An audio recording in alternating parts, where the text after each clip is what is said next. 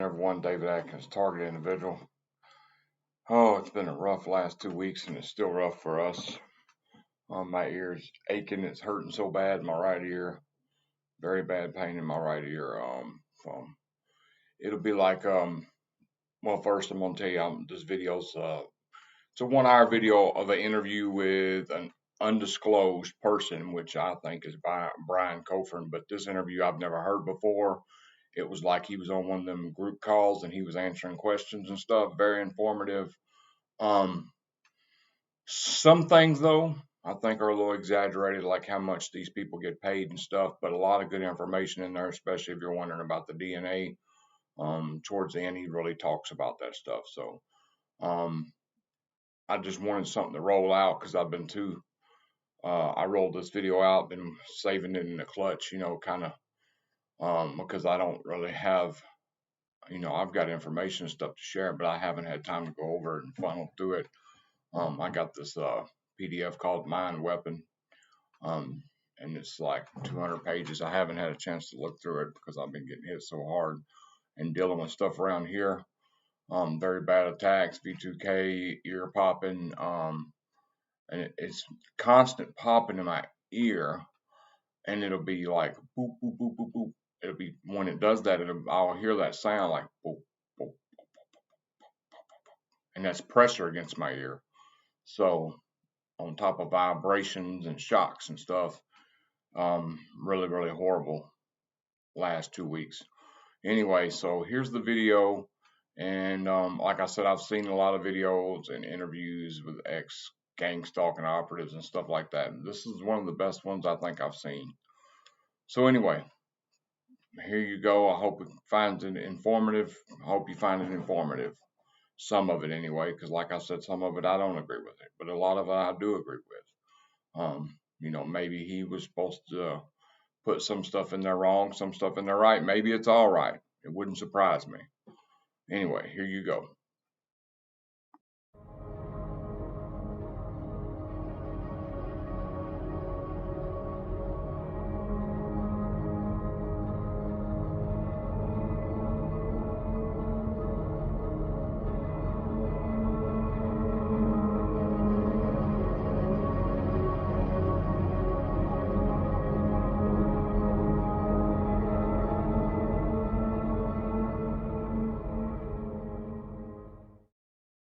I just wanted to say thank you to everyone. I'm sure you can imagine how difficult of a decision this was for me to decide to speak out publicly. And the support I've received has confirmed to me that I did make the right decision. And of course, it was very much needed given the severity of the problem that's sweeping the country right now in terms of gang stalking and boys to skull. So I just wanted to take the time to say that. Yeah, I began working at SIS. Actually, I have friends and family members who are military and military intelligence, and through them, I had always heard, job opportunities. I thought about joining the Marines when I was younger, when I was 18. I'm 39 now, so over the years, it was something I had always thought about. And of course, after 9/11, so many jobs were created in the defense industries, homeland security, and what a lot of people don't know about is within private security, domestically within the United States. It's a booming industry. It's one of the fastest growing sectors of our economy, as generally our society is being militarized, and generally that militarization is being privatized. And as a result, what you have is many, many corporations in the United States of America and private companies that are getting a lot of money from investors under the table to begin to set up what I describe as a security apparatus around and within the United States of America. And it is in that context that I heard of the opportunity to work for security industry specialists in Seattle, Washington. They're a private security company that is headquartered in Culver City, California. And through a friend, I heard that SIS was hiring. I heard they were hiring for security specialists. And given my background in education, which is actually anthropology and sociology, Most people don't see how those two connect, but by studying human beings, you can really do well within the intelligence industry and within the security industry, because it is all about learning how to deal with and talk to and communicate with, and ultimately, from our perspective, secure human beings. And so it was through friends and family that I learned about the opportunity. And I started off, like everybody else, as a low-level security guard, minimum wage. I worked my way up through the company over time, and eventually was assigned to executive protection and threat assessment, risk management. And just to tell you a little bit about that, what my official duties was to secure personnel, data, and property of VIPs that our company is hired to protect. So there's a whole lot of training that goes into that, and I became a security specialist for SIS, specializing in executive protection, also risk and threat assessment to our clients. Our clients are the companies or the individuals that we contract out with and provide services for. And it was in that context that I became aware of what I describe as a social engineering program and a research and development program that was being carried out by SIS and our clients in Seattle, the Amazon Corporation. And it was through moving up within the SIS hierarchy and working with more and more people as I was assigned to more and more assignments, I became aware of the existence of this program. And then little by little over time, I became aware of the extent of it. And it wasn't long before I realized how horribly out of control it was, how downright evil it was. Once I began to realize that SIS was experimenting on its own employees, my fellow security specialists, I was outraged. I later learned that my company was involved in a larger social engineering program that encompassed the entire city of Seattle. That aspect of the program was experimenting on the homeless population of Seattle, Washington, who were housed in DESC, Downtown Emergency Services Center facilities. And I later learned that they were indeed experimenting with, when I say experimenting, voice-to-skull, hive mind, behavior modification technology that is frequency-based and directed at a targeted individual to basically control their entire person. And it was by moving up even more that I realized that this experimentation was going on against the general population of Seattle.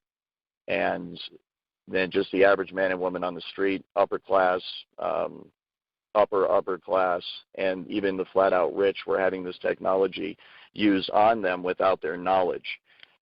As more and more information and details of the program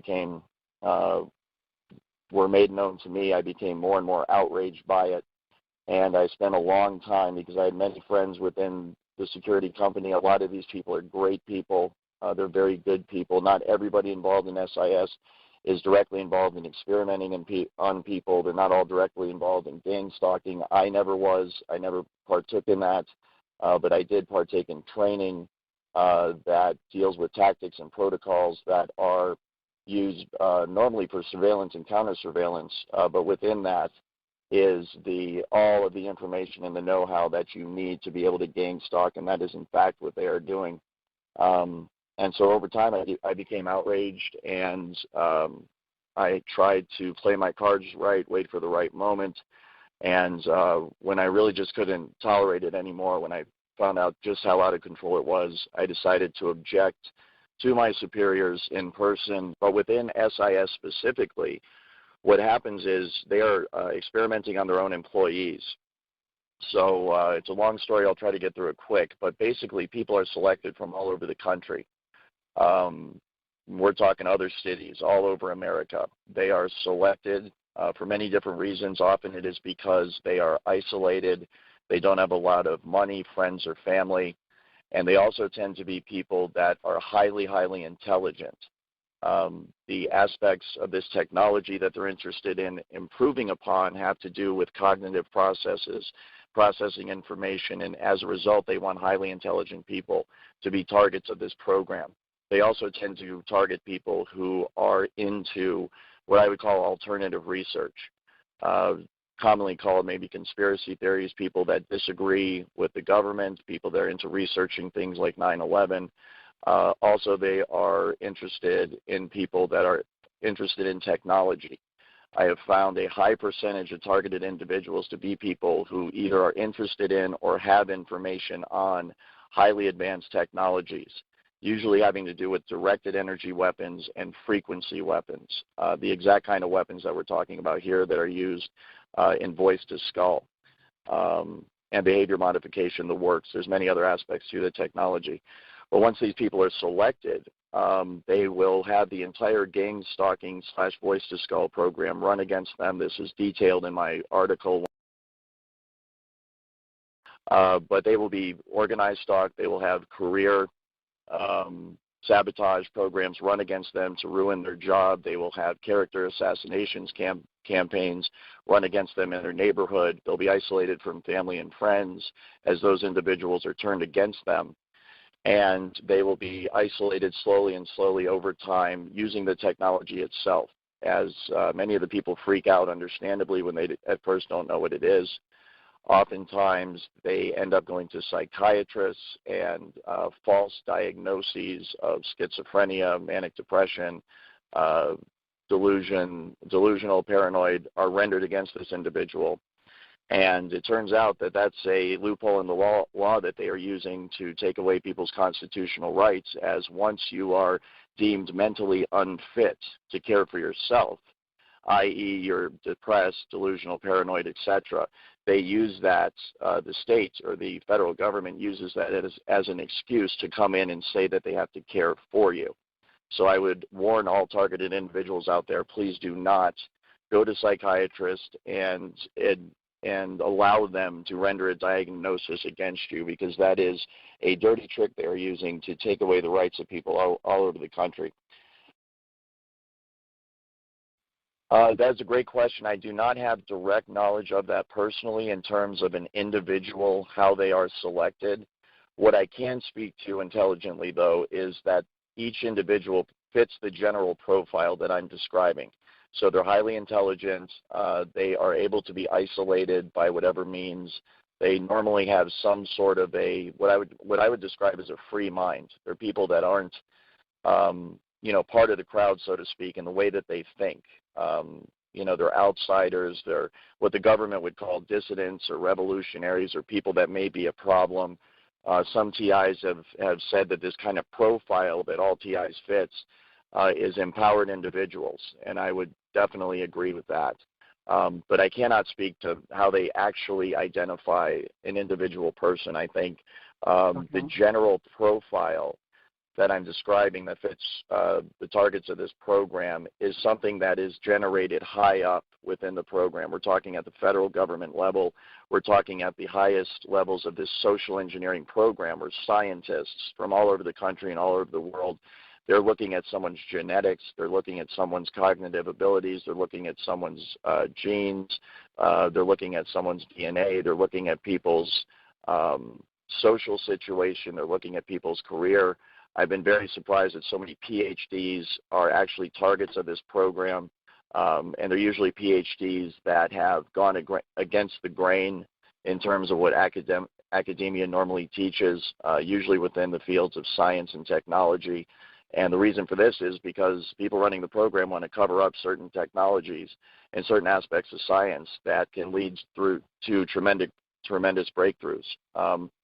These highest levels of science and technology are the sole purview of classified sectors of our government and military, and as a result, it is not, the opinion is that the American people do not have the right to this information, and is in the national security interest of our country to keep it classified.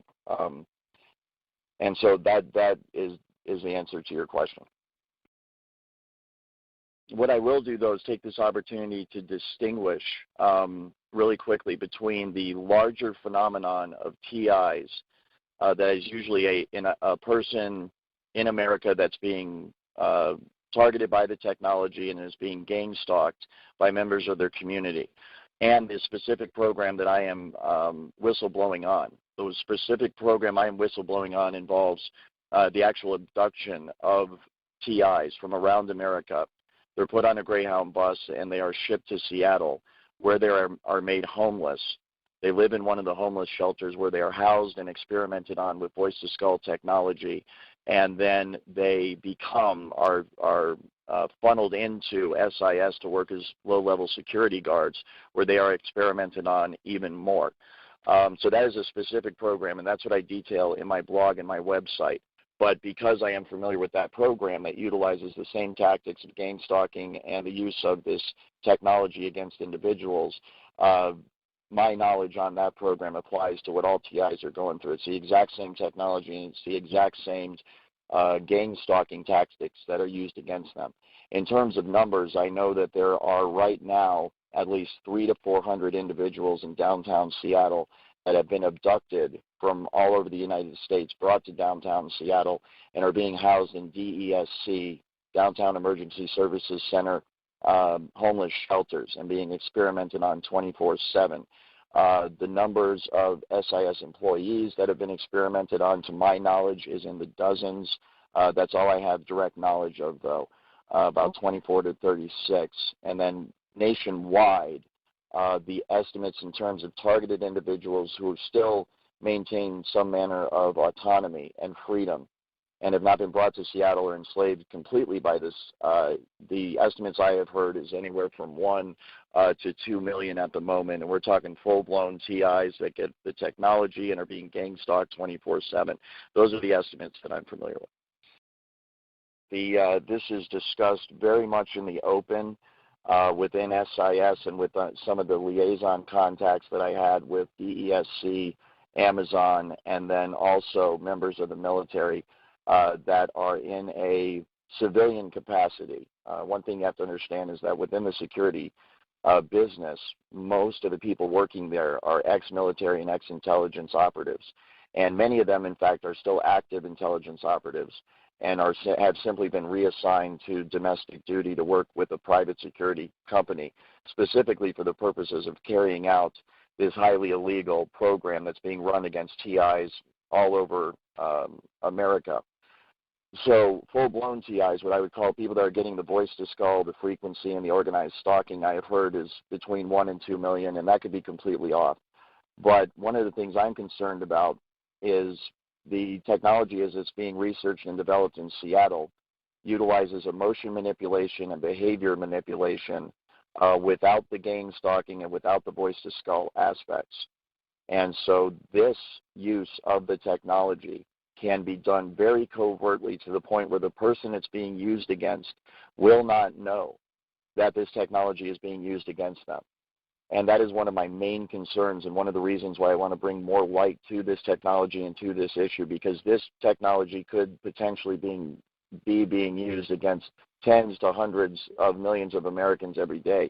I've mentioned in some of my podcasts how there are field effects where they will not direct this technology at an individual, but create a general field of frequency in a geographical area so that everybody that within that geographical area is feeling the effects of the technology. It's more of a general application of the technology instead of an individual specific application of the technology.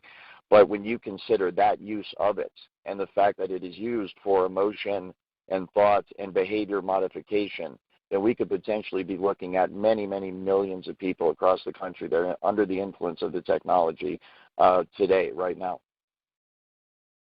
The area of the geographical areas that I'm familiar with are limited to the size of maybe a downtown area of a city, so that the frequency that's being emitted by the device will have an effect on a geographical location, let's say downtown Seattle. And so what they can do is within this general field, they can broadcast a frequency that affects human beings within that frequency field and can induce a general mood of, let's say, happiness or sadness, anger, agitation, peacefulness.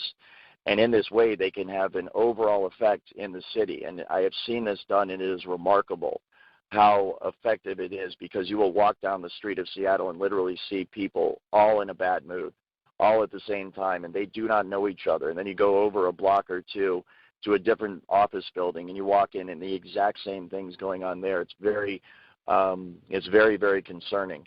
So within that, then, that overall bubble or area of frequency where everybody, let's say, is in a bad mood, they can still inject what would be a individual specific frequency to the targeted individual themselves. Let's say the homeless person in Seattle that's being experimented on 24 hours a day.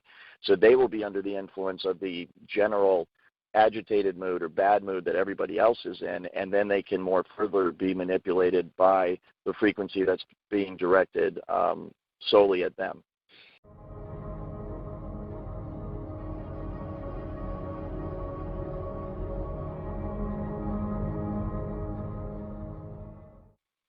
Absolutely, yes. That is exactly what the people running this program have in mind in terms of application of this particular feature. It is to, or at least it can be used to induce riots, for example, or stop riots. It could be very, very dangerous, and it's a great point you bring up about traffic patterns and auto accidents. I mean, this is messing with the innermost part of human beings, their emotions. And so you can imagine how irresponsible it is to actually manipulate someone into being in a bad mood, and manipulate everybody in town into being in a bad mood.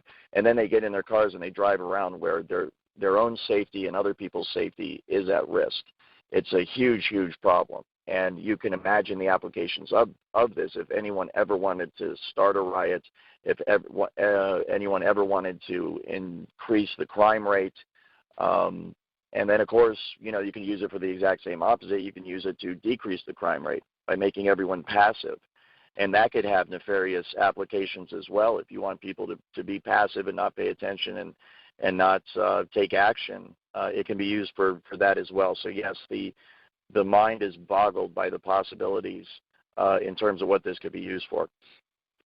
The radio frequencies, microwave signals, the entire spectrum of radio frequencies can be used within a certain range to produce all sorts of different effects. So the way it works is a device broadcasts a radio frequency, let's say at an individual, and that radio frequency will hook up with the resonant frequency of the individual's mind or body, or in this case, DNA. And what happens is once the resonant frequency is found in the targeted individual and the broadcast frequency matches up with that resonant frequency, those two frequencies interlock, and they can be thought of as one frequency or one energy. And what happens is between the broadcast frequency and the individual that's receiving the broadcast frequency, once they are resonating together, a super highway of frequency along which information can be sent is created. And so you can think of it just like fiber optic cables that you use to send signals over the internet that connect people to the internet. It's the exact same thing, only a wireless application of that. And so once you have connected the targeted individual with the frequency and they resonate together, then you have a perfect avenue upon which to send and receive information back and forth. And that's exactly how they manipulate someone's thoughts. They send voices into someone's head. They manipulate their emotions. They manipulate their behavior. And then that's also how they receive back from the individual in real time the vital signs, the emotions, the thoughts, what the person's seeing, what the person's hearing. And then all that information, of course, is rendered on a computer elsewhere via software, and it can be monitored and tracked in real time. It can literally stop your own thoughts from happening and replace them with other thoughts by sending thoughts to your head. And it's so sophisticated that you cannot tell where these thoughts are coming from. There's no way to discern that they are coming from somewhere other than your own mind. So you can imagine how bad this would be for people that don't even realize this technology exists, and they're having these thoughts which they think are spontaneous because being under the influence of this technology now, kind of having been on both sides of it, I am just amazed at the way it works, and I know that the thoughts that they beam into your head originate from the exact same place in your mind that your own natural thoughts originate from. So if I didn't know I was under the influence of this technology, then I would have no idea that anyone was influencing my thoughts at all. And that's exactly what it can be used for. It can be used to sway people in terms of their opinion, to make them go along with a certain agenda. It can be used to turn groups of people or individuals against each other for whatever purpose. And actually, this exact same technology can be used to not only influence the thoughts of someone, but also the voice box of someone. And it came to mind because you mentioned a politician. I heard that they actually used this on George Bush Jr. once, George W. Bush, when he was giving a speech because he could not remember his lines. I have sent you a comprehensive energy plan to devastate communities, kill wildlife, and burn away millions of acres of treasured forests. Chabad save lives. This is the type of thing that could be used to give a politician the words that they need to say. I am a Zionist. You don't have to be a Jew to be a Zionist. So that they will come across and deliver the message in the way someone else wants them to deliver the message. So messing with people's thoughts is really, really concerning, and it is so advanced now that they can do it without people even realizing it's being done. And the thing that shocked me about it is it's not being done, in a secret military base somewhere, and it's not being done in a controlled environment where people are being kept safe and separate. The test subjects are kept separate from the general public so that nobody gets hurt. The entire city of Seattle has been turned into a massive proving ground for this technology, and it's being done right out in the streets. It's being used against people that are driving. It's being used against people that are trying to live in a city environment with the congestion and all the other people around that you have in that environment. And so the potential for accidents and things to get out of control and for people to get seriously hurt and indeed be killed by this is real, and it's happening all the time. And I think it just shows just how not only out of control this program is, but how completely unchecked the research and development aspect of our national security structure has become. They are completely immune to any oversight, to any consequences, to anything they're doing. And I just could not believe that this research and development part of this program was so advanced and was so widespread, and it was so out in the open in places like Seattle. And I encourage anyone that's in Seattle, please do go there, or that's near Seattle. Take a trip there and spend a week, on vacation. If you got the money to do it, I would recommend it, and visit DESC and visit SIS at 1415 Western Avenue, Seattle, Washington. Visit Amazon. Visit the Apollo, Nessie, Bigfoot, Cricket buildings. Visit these places and begin to look around and observe, and especially if you're a TI that knows the symptoms of the technology because you're an expert in it, because it's being used on you. You know just as much as I do. Well, maybe not the version that I'm aware of being used in Seattle, but you're getting a version of it, so you know what to look for. Go there and watch the homeless people. Watch their behavior. Look at their teeth, as all the people have one of the effects, I'm sorry to say, for TIs out there is this technology will actually radiate the teeth right out of your mouth prematurely. And I know in Seattle and elsewhere, people are in their 30s, that brush and floss every single day, that are having their teeth just fall out, sometimes whole. They're swallowing them in their sleep. They're choking on them. I mean, this has devastating effects on the physiology of the human being. But go down there and look. The signs are everywhere, and you will be fascinated, and your mind will be blown at just how out in the open it is. But I'm sorry, in terms of other places, I am aware of Aurora, Colorado. When I decided to blow the whistle and this technology was turned against me, a massive organized stalking effort was launched against me. And due to my training, I recognize the tactics that are used by these individuals, and it is high up. There is a military intelligence aspect of it.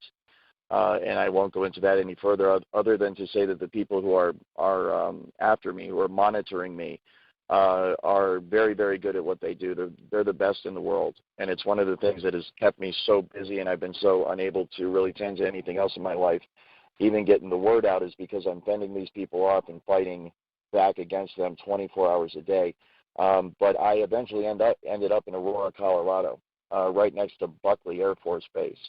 And it turns out that this town as well is a major hub for this social engineering program.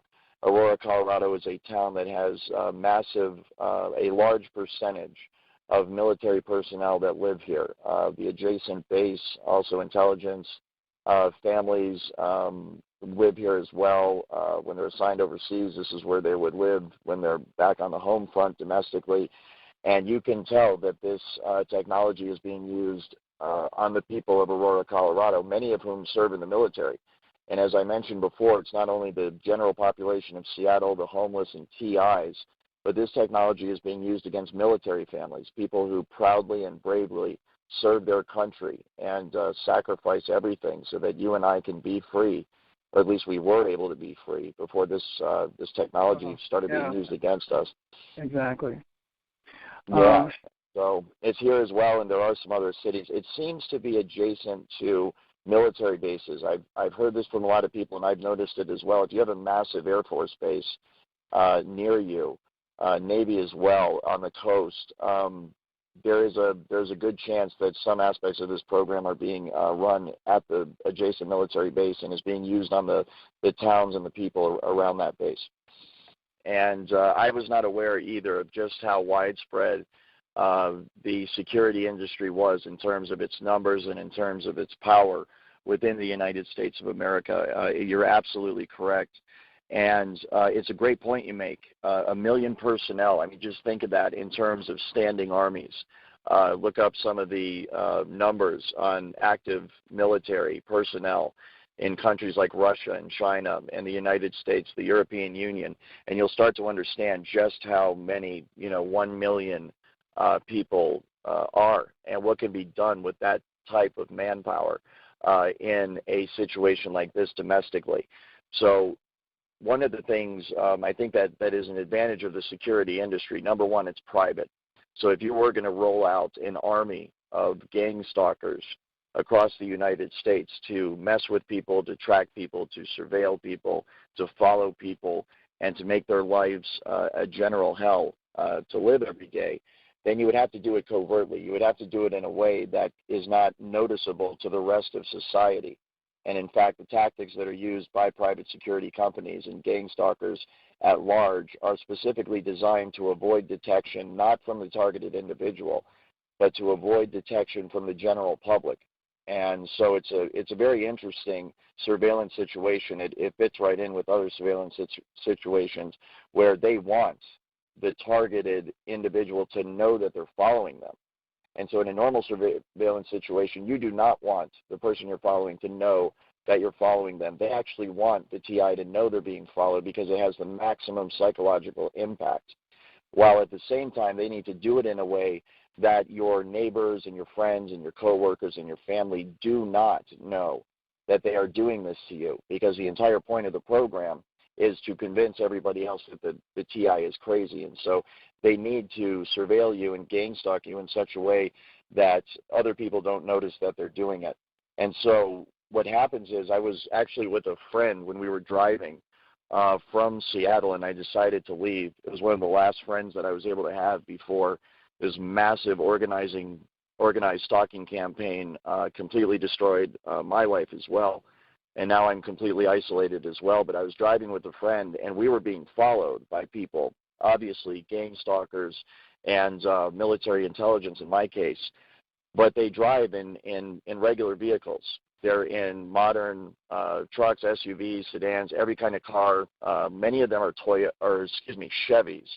And if you're I think a lot of TIs have noticed this as well. Chevy seems to have some kind of a deal with these security companies. And I know, for example, my security company purchased most of their vehicles from a particular car company. So these are some of the things I noticed. But we're being followed by these people, and what they will do is the otherwise unmarked car will have military stickers on it. They'll have license plates that say Air Force. They'll have stickers that say Marine Corps or Army. And generally the personnel as well fit a general description. A lot of them have tattoos. A lot of them are young. A lot of them appear to be, very young, maybe a military type of a look, only with kind of a gangster type of vibe to them. And I think that's for the purposes of intimidation. And I know that is one of the psychological aspects of what I learned at SIS in terms of gang stalking is the image you're projecting is very important. It is scientifically planned down to the last detail to have a very specific psychological effect on the target. But anyway, we're driving and we see all these cars around us, and they all have military and Marine Corps, Air Force, and my friend said, you know, is that the Air Force following us? Is that the Marine Corps following us? Are these people, you know, military? And it's a very good question, and they are trying to give that impression that who's following you is active military. And, of course, that's not the case at all. They are private security contractors, or they are at least intelligence operatives that are operating domestically under the cover of being a private security contractor. And the reason they put those stickers there is to give the impression they're military. And so what you have a lot of times, the way they get license plates that say Air Force engraved on them is they are former Air Force. The way they get some of these insignias on their car, they are former Marines, and they are now retired. And after active duty, a lot of them need jobs, and they are being hired by the thousands each and every day to staff private security companies all over the country. And private security companies and private investigators, what they do is they investigate, they surveil, they follow, and they carry out covert intelligence and investigative operations domestically in a way that can't be protected. It's the perfect way to carry out gang stalking operations against TIs. And the number one rule in intelligence work and in security work in terms of at least people that are going to be surveilling the public is to remain undetected. And so in terms of a profile, they go out of their way to hire people of diverse ethnic backgrounds, each gender, all age ranges, more or less. There's obviously limitations if you're too old to be able to follow people on foot. But I've noticed a lot of the mobile details, a lot of the mobile assignments will be carried out by the more elderly of the private security contractors because they can't be operating in an inner city, for example, on foot, walking up hills and so forth. People with disabilities as well cannot do that, so there'll be mobile units. Static and mobile units are the two basic units you have within private security, and then they're assigned to different assignments. But yeah, as far as the profile, they are ex-military, they are ex-intelligence. Many people, like myself, have no ties to that, but they start off low in the company as a security guard, maybe executive protection, maybe risk threat assessments, maybe they have an IT background, so they get in that way. And then they're trained little by little to be led into the gang stalking and kind of the covert aspect of the company, which is involved in this social engineering program domestically to target TIs. And so what you have is, in terms of a street gang stalker, the kind of people that will have constant contact with the TI on a regular basis for the purposes of being known as gang stalkers to the TI, they will have a certain profile physically. The men will often be very strong. They work out. They're buff, for lack of a better term. They will have a generally intimidating demeanor. Although when you talk to these people, of course, they could be completely nice, very, very decent people, most of them. They're doing their job, and I don't think there's any way they have to get out of it because they all know if they come forward and they say something, then they're going to get gang stalked as well. And unfortunately, I'm proving that by the way that I'm being targeted and gang stalked, and the technology is being used against me. But this is the general appearance that they give, and so it's to be intimidating. And there's a very fine line between kind of the military intimidation and what you would call a gangster or a thug intimidation. And both aspects, of course, are there on purpose, and gang stalking has been designed specifically to have both aspects there. They want you to believe that your country hates you. They also want you to believe that you're in great danger all the time. And the thug, gangster aspect of the vibe that they're giving off is there specifically for that reason.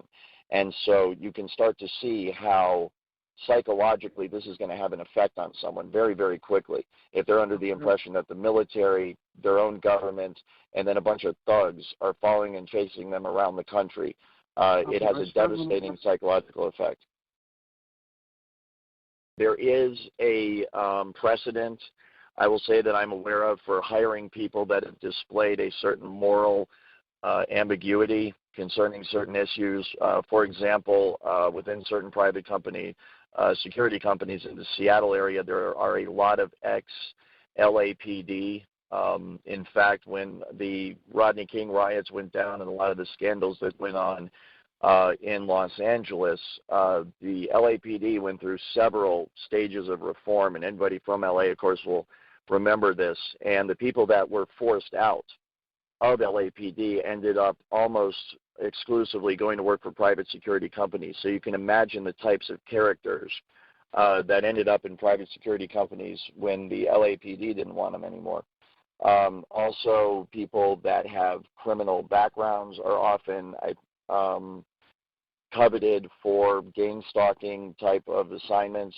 The reason for this is that they do not mind, obviously, mistreating other people. They have what could be called a criminal mentality. But it's also important to note that despite the unsavory characters that are within this, the entire point of it is a hands-off policy. And this is very, very evil the way they're doing this. So, I mean, not in any way defending them. I'm making the opposite point. The hands-off policy is in place by private security companies and gang stalkers, the federal government, and everybody else involved in this, specifically to have the excuse and say, we didn't actually physically harm this person. We never struck them. We never shot them. We never hit them. We never did any physical harm to them. So everything that's done by this program is meant to have a psychological effect, and the psychological effect is meant to complement the effect that the technology is having on the individual, so that they are brought to a place in their life where they're isolated, they're broke, they're unemployed, they have no family, they have no friends, and nobody in the general public can track or trace anything that's being done to them because the technology is remote and it's wireless, and there's usually no physical signs left on the individual that anything is being done to them. And the interaction with gang stalkers within the community, there is no physical evidence that any gang stalking ever went on. They are specifically instructed, do not slash anyone's tires. Don't, vandalize their house. That is not the point of the program. The point of the program is to have maximum psychological effect and leave the minimal amount of evidence. And so you can see how this hands-off policy, and this is a standard term that's used within the private security industry in terms of what security guards and security personnel are supposed to do in terms of a threat. You are supposed to maintain a hands-off policy at all costs until you absolutely must intervene physically or with use of force. And so that's kind of an industry term that's been adopted by gang stalkers as a hands-off policy against the TI, so that when that person ends up in a hospital or ends up physically deteriorated, they can't turn around and blame the gang stalkers because they were never, quote-unquote, touched or physically harmed by them, even though all of the harm that's done to TIs is done by the gang stalkers, it's done by the federal government that endorses this program, and it's done by the technology, and therefore the gang stalkers, the technology, and the federal government is liable and responsible 100% for everything that's been done to the TI.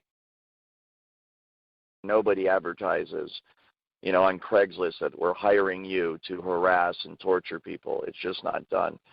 And I can speak personally for myself, and I can speak personally for the people I worked with at SIS, that when you do first find out what's going on, you are disgusted by it. You cannot believe that this is what's going on. There is also a very quick, almost a peer pressure-induced acceptance of it that causes you to say, this is pretty cool. And I'm just being flat out honest here about the psychology that's going on within these people's minds. It's pretty cool. We're part of the group. We're part of the massive army of people that is going to be okay no matter what, because we're on the right side of this, because we're the people with all the power. We're the people that with ties to the intelligence agencies. We're the people with ties to the government. We're the people that are going to be okay no matter what, because we are willing to violate the law to get away with whatever we want to get away with. And our superiors and our bosses are as well. So as long as we make them happy and we do our job, we're going to have a pretty good life. And I can tell you that this is exactly what is done to people almost immediately upon the revealing of what is really going on. They are offered a series of incentives. They're offered, first of all, acceptance into the group. They're offered acceptance into what will be the future of America, that you will be set, you and your girlfriend, or if you're married, you and your wife, your husband, your children are going to be taken care of. You're going to make a lot of money. You're going to have brand new cars every couple of years. Your kids are going to go to the best schools, and you are going to be connected, for lack of a better term. And at this point, it really does take on almost an organized crime feel to it, because what you're dealing with are people that are pleasing their boss in order to do something that is absolutely illegal. They're monitoring and harassing and torturing, and sometimes leading to the death of American citizens. They're violating their civil rights. They're violating their human rights. They're violating basic human decency. This is horrible stuff that's being done to people. And so you have to understand the psychological aspect that goes into convincing gang stalkers and people that are part of the program to do what they're doing. It is in fact, the psychological operation that is run against gang stalkers themselves and people that participate in the program is just as advanced, if not more so, than the psychological program that is run against TIs. It absolutely is. And so what you have is this very intense psychological program that's run. In fact, one of the things that I'm not sure people are aware of, but I'm trying to cover this on my site because I have direct knowledge of it: hive minds, voice to skull, emotion manipulation behavior, modification technology is being used against the gang stalkers themselves and against people in the program. And it is being used to assist them in doing their job, specifically to take away their conscience, specifically to take away their empathy and their sympathy for the individual, for the targeted individual, so that they don't feel bad, so that they don't feel guilty about what they're doing. They are many times intelligence agents and soldiers are trained to get the empathy and the sympathy out of their system, because you're going to be asked to kill someone for us. You're going to have to go on the battlefield and shoot someone, and you're going to shoot them just because we tell you to shoot them. And so a lot of the stuff that goes on in basic training and in terms of training intelligence operatives is designed specifically to make sure that people will pull the trigger when they need to. And stuff like human decency and love and compassion and empathy and sympathy and caring for your fellow human being does not enter into the decision-making process. And so the exact same thing is done within the program, within the Voice to Skull gang stalking program. And it is done not only by peer pressure and direct training, it is also handled by the technology that can manipulate the people's emotions to turn off empathy and sympathy and love and care and compassion, and to turn on what I call almost a mercenary hired gunman mentality. And the reward for going along with this is you get to be part of the social group. Look at the TI and how isolated they are. Look at how horrible their life is. Look at how sad it is. And every time I think about it, I start to choke up. It's so overwhelming.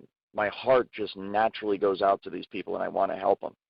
But when you're the gang stalker under the influence of this technology and the influence of the peer pressure and everything else, you don't feel that. And if you do, the technology is going to take it right out of your system. But look at the TI, how isolated they are. You're not going to be isolated like that, because you're one of us.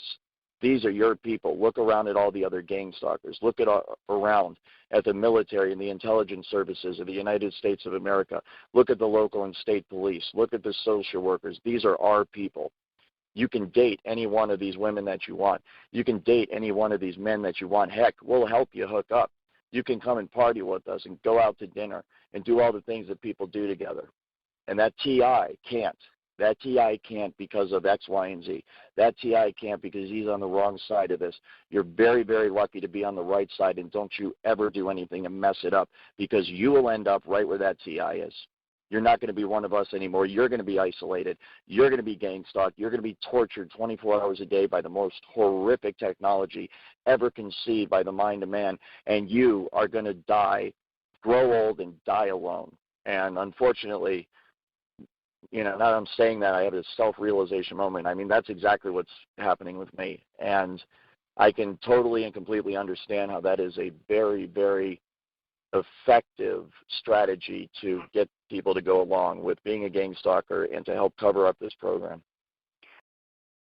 The entire point of this social engineering program that has been researched and developed for decades now The full intent within the program, everything that's planned going forward, the day-to-day attitude of all the people is that this program is going to be rolled out nationwide, and it will become the norm. Every man, woman, and child in America will be under the influence of this technology. Every man, woman, and child in America will be one decision away from having gang stalkers turned against them.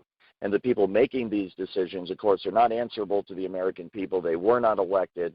They did not pass any test or go through any gates of initiations to prove that they're worthy to have this responsibility. They just make the decision, and you're a TI, and that's it. Every single man, woman, and child in the United States of America will be under the influence of this technology. And as you can see, going forward, what's going to happen is a dividing line is going to be drawn in America. And it's not going to be Democrat or Republican or black and white, rich, poor, Jew, Gentile, religious differences, whatever it is. It's going to be based on who is on the right and the wrong side of this technology, who is on the right and the wrong side of this program.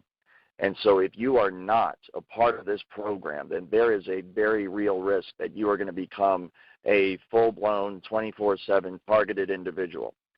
And this technology at that point, when it is nationwide, will be used by automated supercomputer software programming that will manipulate the emotions and the behavior and the thoughts of everybody in the United States of America. And it can all be done remotely. It's very much like the microchip kind of tracking the New World Order, this entire, control grid that's supposed to be rolled out against the American people someday. And I'm here to tell you that it's already here.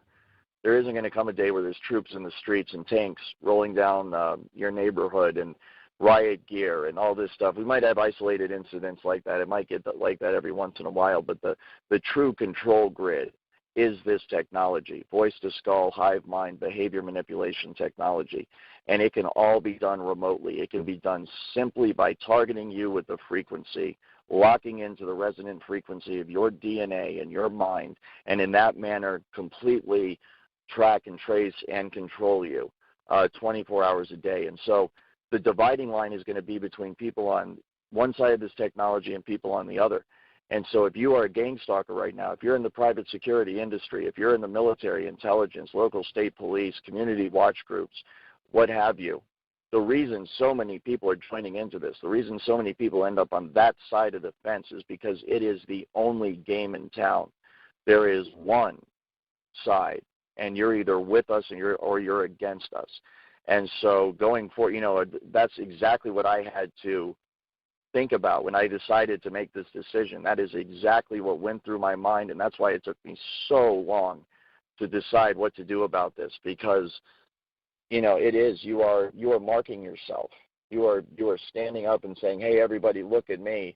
I don't like you. I don't like your program, and I'm going to do everything I can to get it shut down. And I was fully aware the entire time that I was, thinking about doing that, exactly what was going to happen to me. They were going to torture me. They were going to destroy all my relationships with friends and family, and I was never going to be able to make a living again. And in my mind, it just came down to the victims. It came down to targeted individuals all over America who are suffering every single day, who are crying out for help, who are curled up in a ball in the corner in their bedroom in horrible physical pain and horrible emotional pain, and know that nobody will help them. Everybody calls them crazy. Everybody says, there's something wrong with them. Friends and family abandon them. Their relationships with their significant others are ruined. Their kids are taken away from them. And the homeless people in Seattle are now homeless. Some of the most brilliant men and women I've ever known in my life, as I got to know them, are now homeless, and they have no way to get out because the DESC is specifically going out of their way to make sure they can't get jobs and they can't find homes. So if a gang stalker wants to think about coming forward, this is the decision that they face. Are you willing to risk everything to try to save this country, to try to save the individual out there who's on the receiving end of this program and is suffering and needs our help? And I'm hoping that by me coming forward and doing the best I can and for surviving as long as I can, I will inspire other insiders and give them the courage and the hope they need to make that decision as well, and see if we can't start making some progress against this thing. What is going on in America today is exactly what you just said. Some people are being recruited into this program, and some people are becoming the target of this matrix system of technological and signal intelligence and human intelligence control of the individual and of society. And that is exactly what goes on within not only the private security industry, but the program as a whole in Seattle, and what was done to me after I decided to come forward. The choice is very clear. You're either with us or you're against us. And all of the resources that they cut you off from when you're a TI, like I am now as a whistleblower, the jobs that you can't get, the coworkers that you can't make friends with, the relationships you can't have with people, all of that you cannot have is exactly what the gang stalkers are being promised if they join. That's everything you can have and more. We're going to give you money. We're going to give you access to the finest women and the best drugs and the best connections and the best jobs and the best life that you can possibly imagine.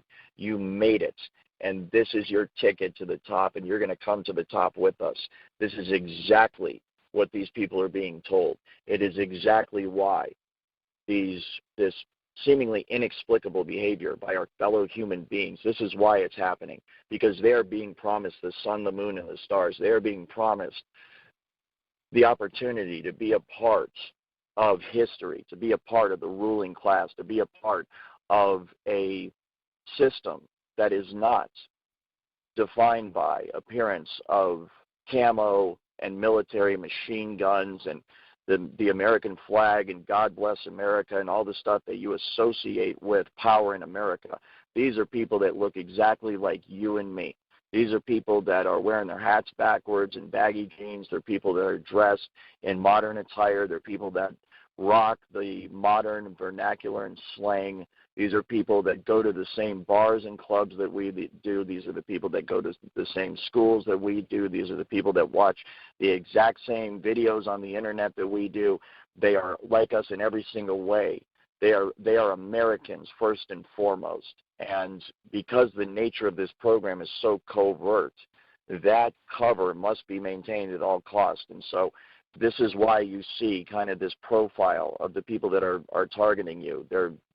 They do not fit one particular profile. If you're in corporate America right now, I guarantee you're going to get corporate gang stalkers.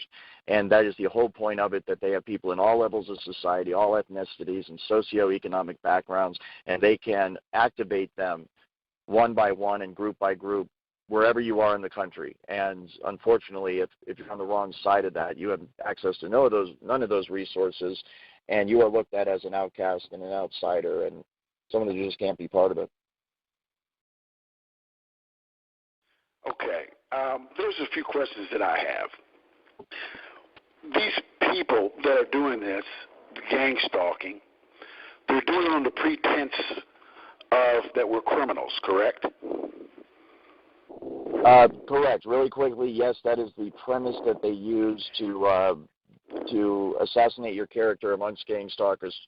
Usually there's no actual crime that's been committed, so you're not in fact criminals, but yes, that is the lie that's told. Well, no, I know I'm not a criminal, but that's how they get them to do what they're doing. Correct, yes. Normally there is part of the character assassination campaign that's run. There are lies, there are rumors that are spread about the targeted individual.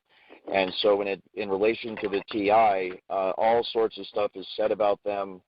In every case, it's never true. So I can testify as a gang stalker on that side of it that all of the gang stalkers know it's not true.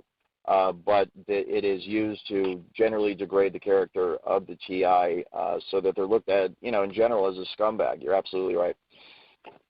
Okay.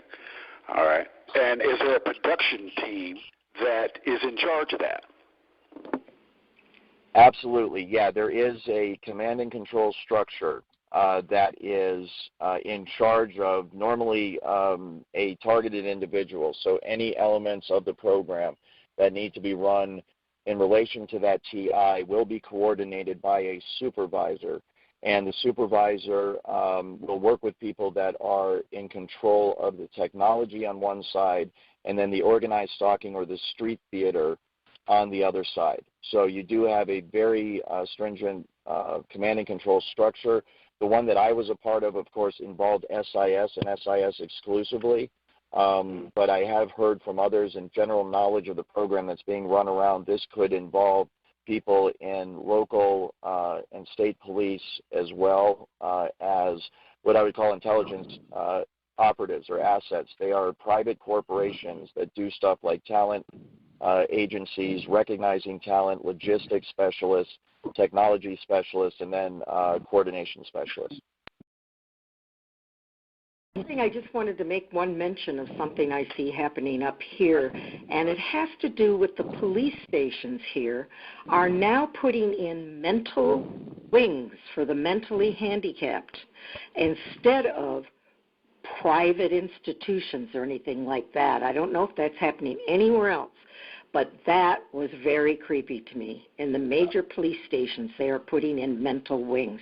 So they will be in charge, more or less, is what I'm saying. I hadn't heard that. That's very scary. The question I wanted to ask is with the DNA, when you have somebody's DNA, you can then realize the tendencies they have towards certain diseases.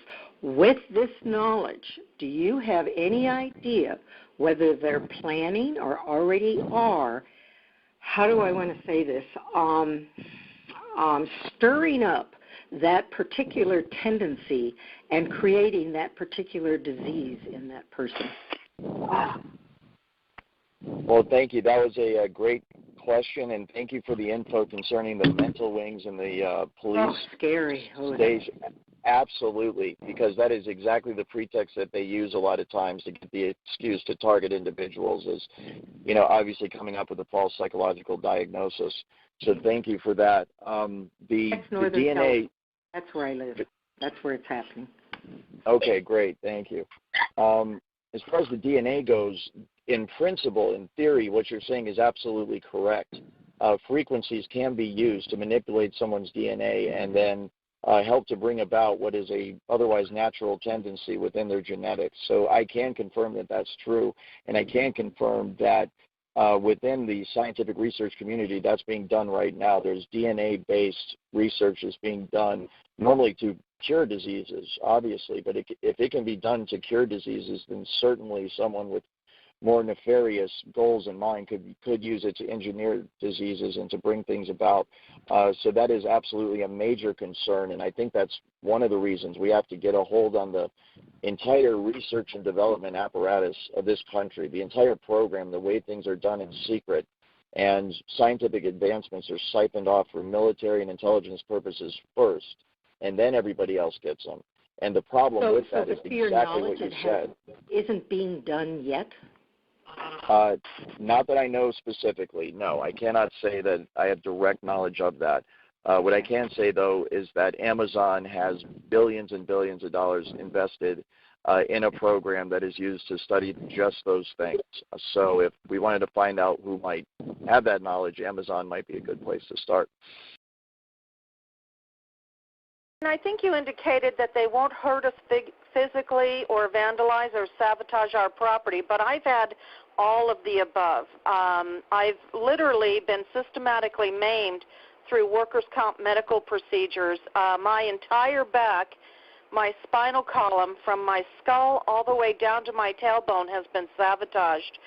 I was, in fact, at a third lumbar ESI procedure, I was brutally forced under anesthesia, screaming for the doctor to stop, and when I woke up, my entire back had been maimed, and muscles were pulled off my back. I had injections throughout my back, my neck, my shoulders, injections into my liver, into my esophagus, all the way, I mean, prolific damage. I'm now disabled. So is that part of the military government experimentation, or was I placed there, do you think, can corporations like insurance carriers or employers place their people into these programs? Absolutely, yes. And Cece, I'm very sorry to hear about your condition and everything that happened to you. That is horrible, and I can't imagine the pain that you're in. And I do want to just clarify in terms of the hands-off policy, I am in no way suggesting that these people do not harm people physically. I'm speaking about obviously what is a general rule and a general outline that people follow. With specific people, they could very well cross lines and borders and do that sort of thing. In terms of the medical, this was done under surgery, so it could be that the doctors you were under the care of were very much not concerned at all with your well-being. It sounds like they really messed up the surgery, and when you woke up, you were worse off. Intentional. This happened over a period of a year and a half, and it just kept getting worse. And I couldn't figure out why I kept getting worse until the last lumbar epidural, which was the third one. Even the physical therapist maimed me, but I had already filed a complaint at the California Physical Therapy Board, which was completely treated with disregard and disrespect. So I know that the state of California is involved in my stalking and the crimes that have befallen me. But I'm also hit with directed energy weapons. I get the dream manipulation, the dream interrogation. By the way, the dream interrogation has been a lot about my medical history, have I ever hurt my back before, how I was hurt at work. So that's why either they want me to believe that my employer and the defense in my workers' comp claim is behind this, or I don't know what, because it sure seems like that's what they want me to believe. So I'm going with it, although I am a whistleblower, and I blew the whistle on a previous employer a few years ago as well, and he told me that he had friends in high places that could make my life very difficult. And shortly thereafter, bizarre things started happening at my home, and at other places of employment. And that was before I ever got injured at work. But I don't know. I often say, God, I hope you don't let me die before I know who has done this, who is behind all of this garbage. So anyway, I believe that my targeting is corporate driven, and we know that makes sense. Yes. And we know that the United States is a corporatocracy, so it makes sense. And you say that Amazon, what do? They offer up some of their employees as part of the protocol or the programs? Absolutely. Yeah, they actually have. They have dedicated entire buildings for the purposes of experimenting on their own employees and SIS employees.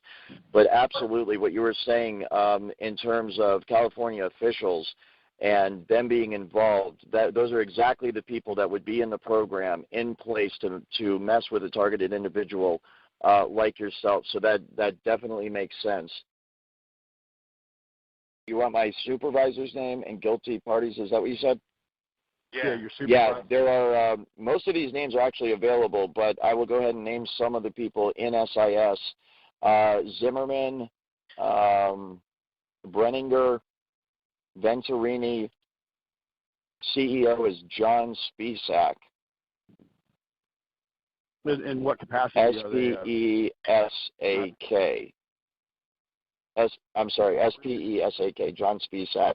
And the command and control structure is such. There is a Dennis P. Hatton that is a watch commander that I worked under. The command and control structure is such that the direct supervisor, is contingent upon your assignments. And this is one of the ways that I think is an interesting point with how they kind of compartmentalize the programs within SIS and companies like this so that other people don't find out about it.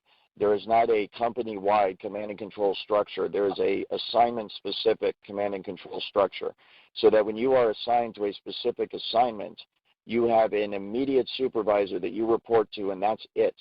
And So the one supervisor, for example, might only be overseeing 2, 3, 4, 5 security specialists at a time. And so you have all these little cells within the company that are completely cut off from each other so that the lines of communication and information do not flow between different aspects of the company so that they can compartmentalize and keep classification on certain information that they don't want getting out. So I worked for many different people. I was there. I was assigned to many different assignments. That was a very good question because it shows how it is organized. You were talking about how they tried to make everybody into being a scumbag, so to speak, and but most of the people I've spoken with are women, you know, and there's like, you know, women that are beautiful and attractive. There's women that could be your grandmother, and you say they try to make everybody, you know, come up with some stories or whatever. How do they hurt like women and grandmothers and kill people's pets? Isn't that horrible? Yeah. Well, first, thank you for your kind words. And I do want to say that I have heard estimates up to 70-75% of targeted individuals are, in fact, women. And it absolutely breaks my heart because I can't understand the mentality of men or women as well that would actually prey on and torture and abuse a woman, a single woman. It's just horrible. These people have children, and you're absolutely right. I mean, they're tearing families apart. They're doing it to children as well. It's completely out of control. But in terms of smear campaigns, character assassination, what they have is thugs. And perhaps, you know, there are elements of this that even I'm not aware of. But I am aware, for example, that my life has been threatened. I am aware that people are killed within this program all the time. And they bring in highly trained specialists to do that. They usually have intelligence connections. So in terms of the real dirty work that's done, there are people within the program that are capable of doing that, and they do it because they get paid a lot of money, and they do it because they've been guaranteed by the higher-ups in the program that they're going to get away from it. What I can speak to is the involvement of defense contractors in general. I have heard, of course, through people like Karen Stewart that Lockheed Martin does employ organized stalkers of their own in 47 of the 50 states. I have not been able to independently verify that with my sources, but it certainly makes sense. What I do know for a fact is, of course, defense contractors are involved in the research and development of the technology going back decades. And if anybody wants to learn more, I would suggest looking up patents into things like microwave auditory effect, the voice-to-skull, the behavior modification, frequency weapons, directed energy weapons. Go back to the work of Nikola Tesla and look on down the line throughout history to see who the scientists were that were working on this, and then see the connections that they had to certain aspects of the military-industrial complex of our country. So defense contractors are involved. I am sorry, though, I don't have direct knowledge of Lockheed Martin. Are you aware of any antenna arrays that are doing the broadcasting? This is interesting. I'm glad you brought it up. It is one of the most classified aspects of the technology in terms of my knowledge of it and the average security specialist knowledge of it. You have things broken down basically into a technical department and what I would call a personnel department. Personnel handles the actual monitoring of the technology and the gang stalking. You then have the technical side that monitors the infrastructure, the actual building of devices, antennas, cell phones, towers. So I do not have direct knowledge of that. But I do know that it does utilize antennas, radar, and cell phone towers. And I think radar, I know for a fact, is being used for military bases. I know some of the antennas are being camouflage within buildings, other structures. They have entire walls and structures built around them just to hide the existence of the antenna. So you can see the effort that goes into covering up the locations of them. And as a result, they're the most classified part of the program, and I do not know any specifics on that other than they're out there and they're everywhere already all over the United States because this system is operational countrywide. You mentioned that the artificial telepathy people are connected to HiveMind. With remote neural monitoring, that's what we call the process of them hearing our thoughts and looking through our eyes. I want to know what you call it, and my last question is, do you have any documents that you could put online regarding this program that we could all access?